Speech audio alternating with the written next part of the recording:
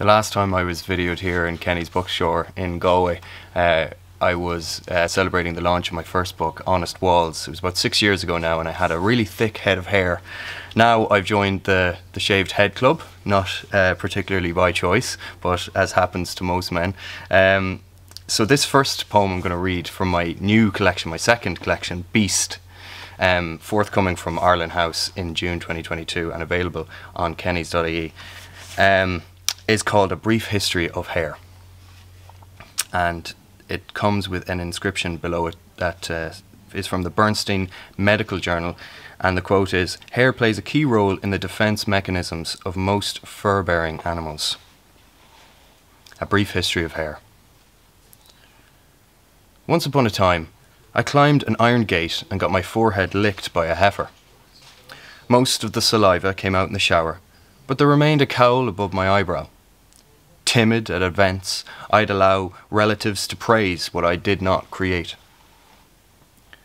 Soon my quiff was lost beneath some quills I stole from porcupines in the garden, which started stabbing me to harden my scalp against a bully's insults.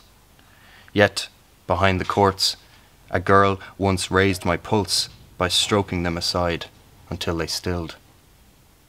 Next, I had a peacock block my lonely climb before the hill of Doon. So I offered follicles of hair. In return, he prospered, made his dazzling nest in my trousers. On the internet, in one too many browsers, I gazed at others, not content with mine. Dad came to my rescue when the time was near, and strands began to fade from my thin crown. Naked mole rats scared me, vultures stared me down, but I realized what was needed. Lifting honest shears, advice at long last heeded, I shaved away my guises without fear.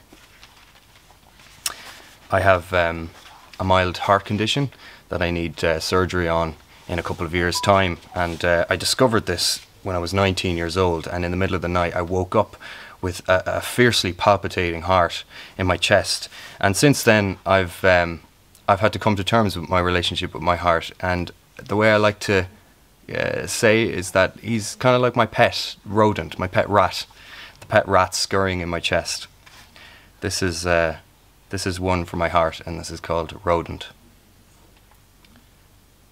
I woke to feel his nimble claws inside me, and scratched away the thoughts of my own death.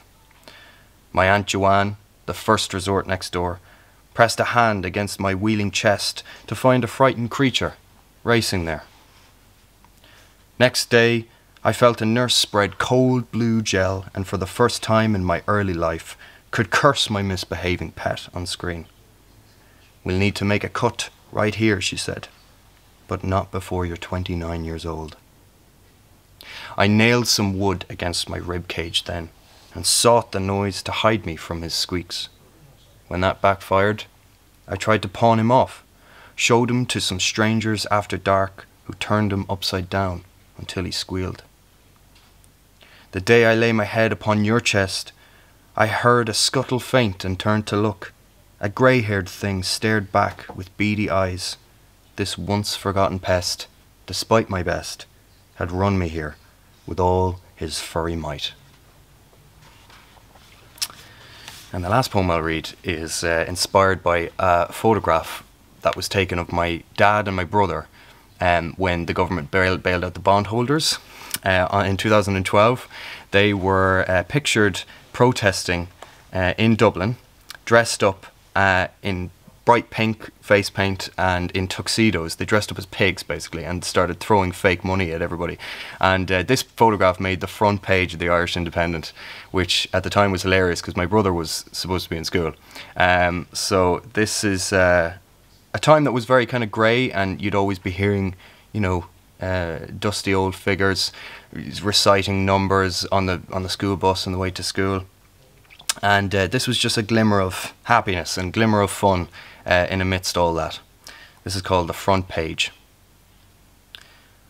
When everything crashed and the government bailed out the bondholders, my dad and brother dressed up as tuxedoed pigs and stood outside the Department of Finance, dancing and throwing fake money at everyone. Their skin was painted luminous pink, their stereo blaring, The sight of them, toasting glass shoots of apple juice, paused the morning commute on Merrion Street for several minutes. They got on the 6-1 news that evening, and when the school secretary rang home the next day to ask why he was absent, my mum replied, "Look at the front page of the Independent." There they were, cardboard snouts so lifelike, the bright face paint like someone had taken a highlighter pen to all that black and grey. Thank you.